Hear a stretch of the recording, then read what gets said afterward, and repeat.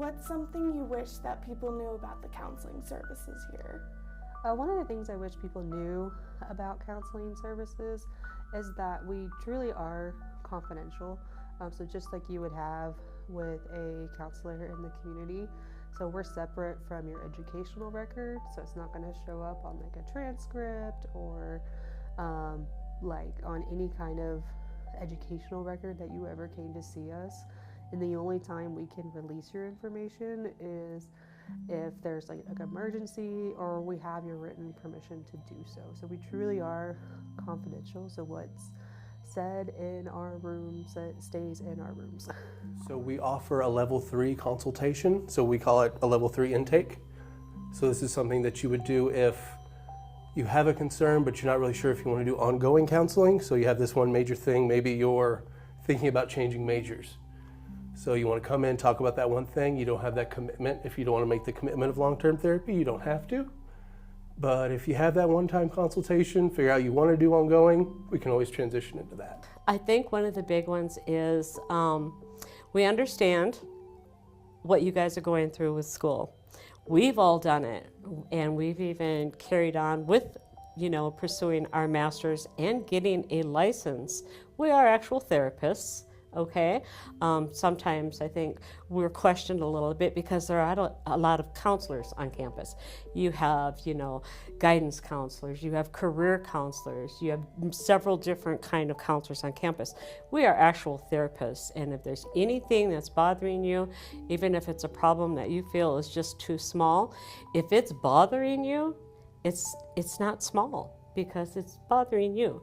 So you can come on in and visit with us, and we'll kind of help walk you through it and try to make things a little better. I wish students knew that we truly are here to help. There's really no problem too small. If it's causing a student distress, then we want them to come and seek help.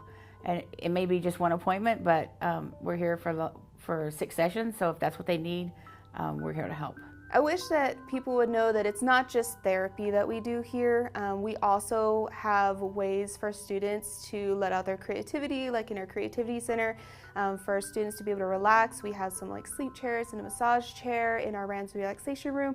And we also have a place for students to study in case they need a quiet place. A lot of people are still scared and hesitant to come to counseling, and that's understandable. It's a hard thing to do, to ask for help.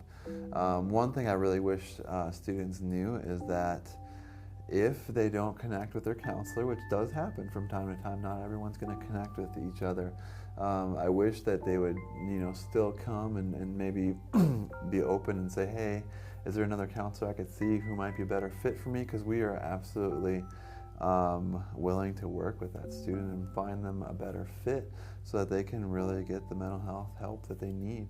I think it's really hard to say, hey, we didn't connect. So if that's the case, we hope that they'll let us know so that we can pair them up with someone else. And how does someone get started with you guys? So we have 3 ways that we can schedule an appointment. The first is you can give us a call at 325-942-2371. And then we can schedule an appointment over the phone. We also have walk-in hours Monday through Friday from 9 a.m. to 3 p.m. We always have a counselor who's on standby in case anyone wants to walk in after class.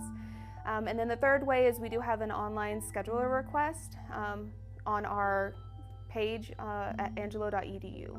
What should someone do if they're in a crisis or if they know someone going through a crisis? Yeah, so if you're in a crisis or someone else is, I think there's lots of resources and options for you. First is to find help, and that could look a lot of different ways. Obviously, they could come to the counseling center. We're open 8 to 5. We see crises all during that time. If it's after hours, we have the crisis helpline available 24/7. If they call that, they'll be connected to a mental health counselor. Someone that can help them, and they actually know our resources on campus and also in San Angelo. Now, I know sometimes calling someone on the phone, especially a stranger, can be difficult. We also have lots of helplines and chat lines, text lines, so if you're uncomfortable making that call, you can chat or text with someone. Now, if none of those things are something that you might do, I would just strongly encourage someone to talk to a friend, talk to a professor, talk to a parent, Open that door of communication so that others can reach out and help you in your situation. And that was the Counseling Center. Remember, if you need help, a place to let out your creativity, a place to relax or even study, this center is open for free use every weekday from 9 a.m. to 3 p.m.